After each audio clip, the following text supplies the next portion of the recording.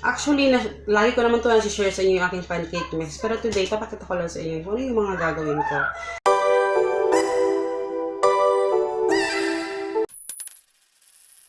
So, eto na yung aking harina. Actually, nagpabili pa ako ng isa pang harina kay Papa. Para naman yun sa gagawin namin bukas na activity ni Hagrid, yung clay dough. And then, yun, mag-DIY kami ng clay dough. So, I think, magandang gawin yun. And, konti na lang yung natira. Kasi 0 na yung aking pancake mix. So, muna ako ng scissor. Alam nyo ba, alam niyo si God, sobrang shower na binigay niya blessing sa amin. Na sobrang nakaka-overwhelm din minsan yung mga orders, yung, my God, sobrang thankful lang ako sa nagiging resulta ng aming ngayon. Kasi, so far, so good naman. And, so yun nga lang, nagtitipid-tipid kami. Susunod, i-share ko sa inyo kung bakit ganito lang yung pagtitipid talaga. Alam niyo yung meron namang budget, pwede naman pag-aanan talaga ng budget yung mga ibang bagay, no? Pero meron talaga, may reason bakit kami ganito katipid. Next time i-share ko sa inyo yan. And excited din ako kasi para naman na-i-share ko din sa ibang mga nanay, diba?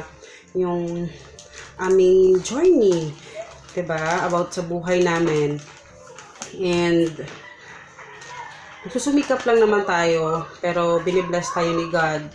So, yun. Tapos, halimutan ko magpabili ng baking powder kay Papa. Kukulangin ako nito. And, baking powder, yung kamanit. Importante kasi sa pancake mix, marami talaga. Baking powder.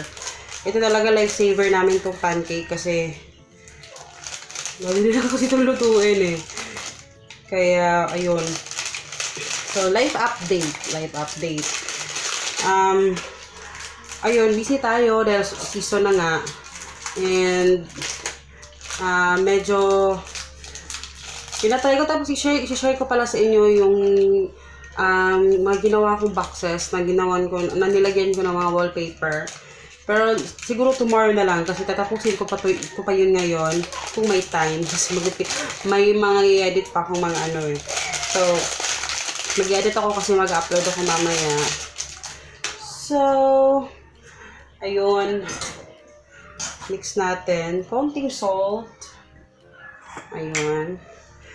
Dami kong gawin. Gustong gawin. Dami ko pang gustong i-achieve sa aking buhay-buhay. Pero, ayaw ko sabihin sa inyo kasi maunsyame. Baka maunsyame yung aking plano. Kasi, the more daw nakasabihin mo sa ibang tao yung mga plans mo, the more daw na may malaking chance na hindi daw natutupad yun. Which is true. Maraming beses na yun nangyari sa akin. Kaya, I've learned my lessons. Kaya, hindi ko sinasabi yung mga plans namin na yung mga iba. Kasi may mga bagay na may mga bagay na hindi natin hawak yung mga plano natin iba. Tapos pala may nag-share sa akin, yan na pala minimix ko na. May nag-share sa akin kagabi. Nag-message sa akin, nakalagay ko yung pangalan niya pero ilalagay ko yung pangalan niya dito sa screen. Huwag na lang. Hindi ko ilalagay yung pangalan.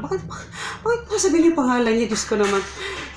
May nag-share sa akin, may nag-message sa akin about sa depression niya, about sa depression siya kasi feeling niya parang failure sa buhay, lahat ng ginagawa niya, failure. And nalungkot naman ako doon sinabi niya kasi nalungkot ako na natuwa kasi sabi niya sa akin, ako lang yung YouTuber na nakikita niya na sobrang napaka-natural. Parang pinapakita ko lahat, which is hindi naman kailangan itago. And yun, nade-depress siya. Tapos pag napapanood niya daw kami, medyo parang na-at home siya ba? Parang hindi ko alam sa bahay namin. Maraming na-at home. Maraming salamat sa inyo. And at home daw siya, nawawala yung depression. Alam nyo, may times din, maraming times na feel ko rin na failure yung ginagawa ko. Sa feeling ko, parang tama ko ba itong ginagawa ko? Pero alam nyo yun, may times talaga na ganun. Pero, marirealize mo rin sa kalaunan na yung mga pinagdadaanan mo, dapat you have to learn from it. Hindi yung failure. Kasi feeling ko, lesson yun eh. Dapat may makukuha kang lessons dun eh.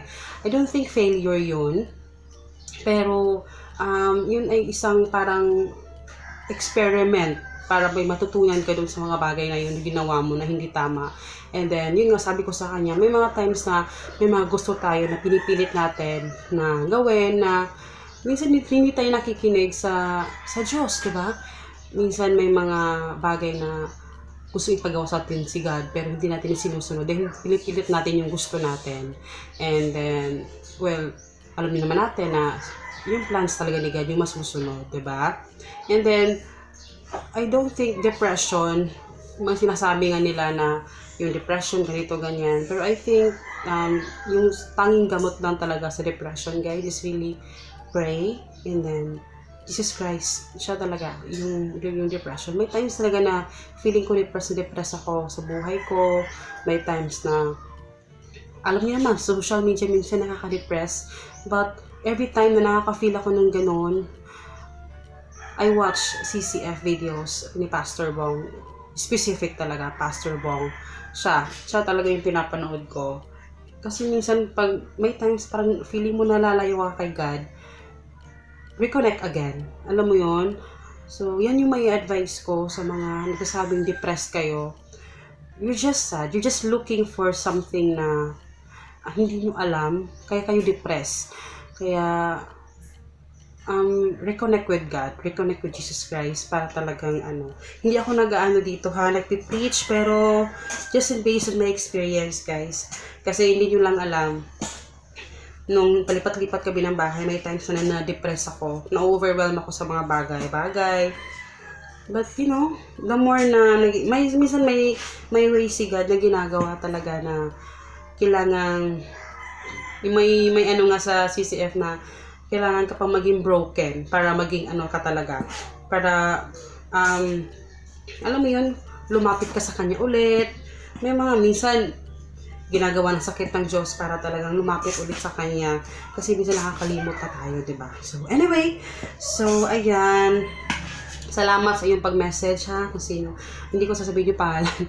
Salamat sa pag-message sa iyo. And appreciate ko talaga na sinishare niyo sa akin yung inyong karanasan.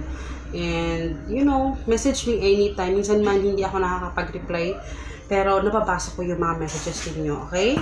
So, ready na yung aking pancake mix. Ganun kasimple. And, ilalagay ko na to sa dito. Kunin ko lang. Tapos, lilinisin ko pala to. Yun naman, cereal, hagod cereal pa to. So, gagawa ako ng bagong label ng aking mga garapon. So, ayun. So, medyo mahaba na itong vlog. So, ayun guys, magpapaalam na ako dito. So, I hope you guys enjoy. And please don't forget to subscribe. And see you in my next video guys. Huwag kalimutang mag-like sa video nito kung nagustuhan ninyo, okay? So, see you in my next video. Paalam! So, ito yung aking itsura nito. Ayan, yung itsura ko. And mag-charge ako ulit kasi mag-edit ako mamaya. Pero, tatapusin ko lang to. And, ako magluluto ngayon ng lunch. Kasi si Papa, mamaya pa yun. Marami yung i-restock. So, yun. Paalam! Hello guys! Good afternoon! So, today is actually Wednesday. Today is December 4, 2019. Ganun pala ba? And, laro ngayon ng gilas. Wala akong vlog kanina kasi umalis ako ng maaga kasi kinuha ko na yung eyeglasses na pinagawa ko para kay mama. And then, yun sinamahan ko si mama sa lakad niya. So, dumating ako dito 2 PM na. Kaya, pagdating ko din, nag-repack pa kami ng mga bagong stocks. Kaya, ngayon, magkakapit tayo kasi bumili ako ng snacks namin. And then, apple na rin. So, syempre, as usual, sa labas tayo kakain.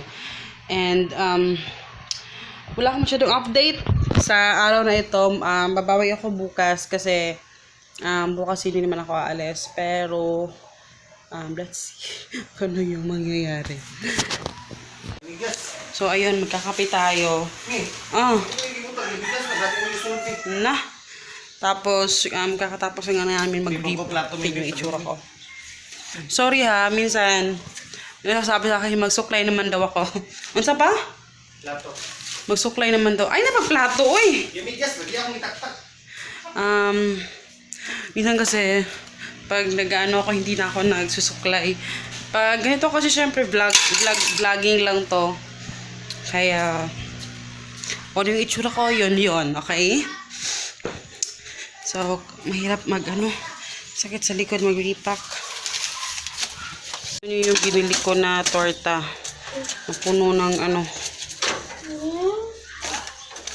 Kaya tinaktak ni Papa, marami pa rin, oh. Kung tanay ka itong, hindi mo tanay ka itong na-amit ko pa rin mo tayo. Yan yung dalawa.